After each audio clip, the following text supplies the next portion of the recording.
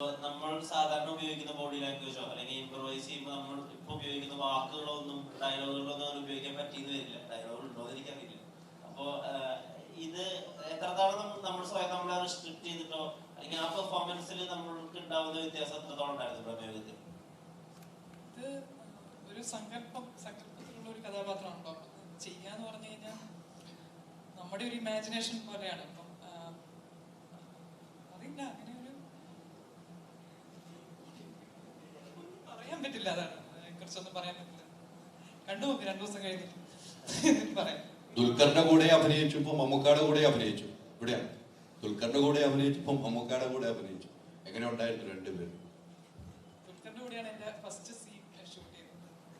പിന്നെ അത് കഴിഞ്ഞ് മമ്മൂക്കയുടെ അടുത്തോട്ട് നമുക്ക് എല്ലാ ആക്ടേഴ്സിന്റെയും ഒരു ആഗ്രഹമാണ് മമ്മൂക്കയുടെ കൂടെ ഒരു സിനിമയിൽ ചെയ്യാന്ന് പറയുന്നത്. അത് ഭയങ്കരമായിരുന്നു. അതായത് ഞാൻ ഇവിടെ വന്ന സമയത്ത് എനിക്ക് മമ്മൂക്കയായിട്ട് ഇങ്ങനെ, അതായത് ആക്ടർ ആവാൻ വേണ്ടി വന്നാണ് ആ സമയത്ത് 10-21 വയസ്സുകളുമ്പോൾ മമ്മൂക്കയായിട്ടൊന്ന് സംസാരിക്കാൻ ഒരു ചാൻസ് കിട്ടി. അപ്പം നമുക്ക് അന്ന് എന്നോട് പറഞ്ഞു, കുറച്ച് സിനിമ ഒന്നും ചെയ്യണ്ട, നല്ല സിനിമകൾ ചെയ്താൽ മതി. ഇത്രയും വർഷം കഴിഞ്ഞിട്ട് മമ്മൂക്കയുടെ കൂടെ നല്ലൊരു ഇതുപോലത്തെ ഒരു സിനിമ ചെയ്യാൻ പറ്റുമെന്നൊക്കെ പറഞ്ഞു കഴിഞ്ഞാൽ ഭയങ്കര ഭാഗ്യമാണ്. ക്യാരക്ടേഴ്സ് എന്ന് പറയുന്നത് ഹൈപ്പർ ആയിട്ടുള്ള ക്യാരക്ടേഴ്സ് ആണല്ലോ പ്രേക്ഷകർ കൂടുതൽ ശ്രദ്ധിക്കപ്പെട്ടു. ഇപ്പൊ പ്രമേയത്തിൽ വരാൻ നേരത്ത് ഒരു ബ്ലാക്ക് ആൻഡ് വൈറ്റ് ചിത്രത്തില് എത്തരത്തിലായിരുന്നു ഒരു പ്രസന്റേഷൻ കാര്യം?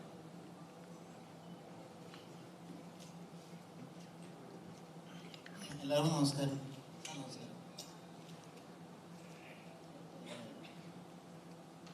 ഇതിനെക്കുറിച്ച് കൂടുതൽ പറയാൻ അറിയില്ല. ഇതിൻ്റെ ഒരു ഭാഗമായി ഈ കൂട്ടത്തിൽ വന്നിരിക്കുന്നതിൻ്റെ ഒരു സന്തോഷം. പിന്നെ 15-ാം തീയതി കഴിഞ്ഞാൽ എന്തെങ്കിലുമൊക്കെ പറയാൻ പറ്റുമായിരിക്കും. ഇപ്പോൾ പറയാൻ പറ്റില്ല. നമസ്കാരം. ഈ സിനിമയിൽ ആ ചോദ്യത്തിന് വേണമെങ്കിൽ ഞാൻ ചെറിയൊരു മറുപടി പറയും. സിനിമ എടുക്കുന്ന ബ്ലാക്ക് ആൻഡ് വൈറ്റിലോ കളറുകളൊന്നും നമുക്ക് തോന്നില്ല. സിനിമയാണ്.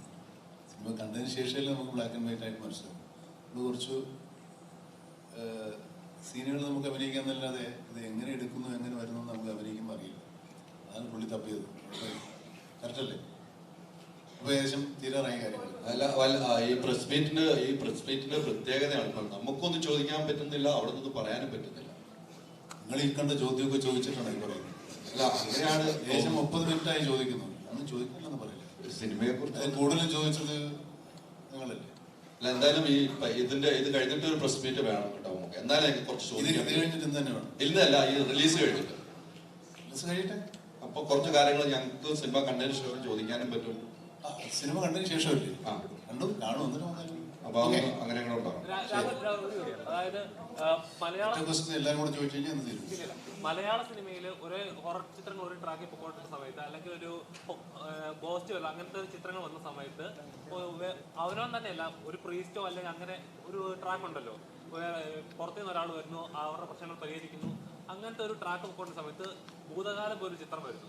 അതായത് അവരവരുടെ പ്രശ്നം അവരുടെ കുറച്ച് ഇമോഷണൽ ആയിട്ടൊരു ചിത്രം. അത് വളരെ ചേഞ്ചാണ് മലയാള സിനിമയിൽ ഉണ്ടാക്കിയത്. ബ്രഹ്മയുഗം മലയാള സിനിമ ഇൻഡസ്ട്രിയിൽ എന്ത് ചേഞ്ച് ആയിരിക്കും? ഒരു എക്സ്പീരിയൻസ് ആയിരിക്കും. ഇപ്പൊ മുമ്പ് പറഞ്ഞ മാതിരി ഒന്ന് കണ്ടു നോക്കും, ഒന്ന് ടിക്കറ്റ് എടുത്ത് നോക്ക്. ഇത് പറയുന്നത് ഒരു എക്സ്പീരിയൻസ് ഞങ്ങൾക്ക് എല്ലാവരും കൂടെ ഓഫർ ചെയ്യാൻ പറ്റും എന്നുള്ളതാണ്. അത് ജസ്റ്റ് നിങ്ങളെല്ലാവരും ഒന്ന് സപ്പോർട്ട് ചെയ്ത് കണ്ടാൽ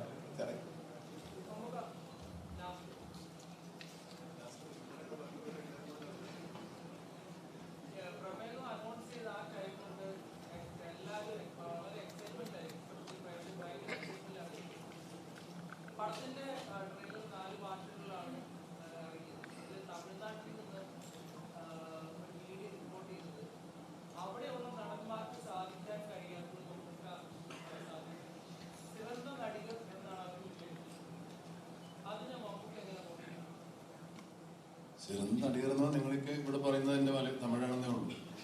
ഉള്ളാവുന്ന ഒരു ആക്ടർ നമ്മൾ താങ്ക് യു. ശരി. നിങ്ങളുടെ ഡിസൈനർ ഹോം എന്ന സ്വപ്നം യാഥാർത്ഥ്യമാക്കുന്നു. സാൻബിൾഡ് ഡിസൈൻഡ് ബൈ കോൺസെപ്റ്റ്സ്.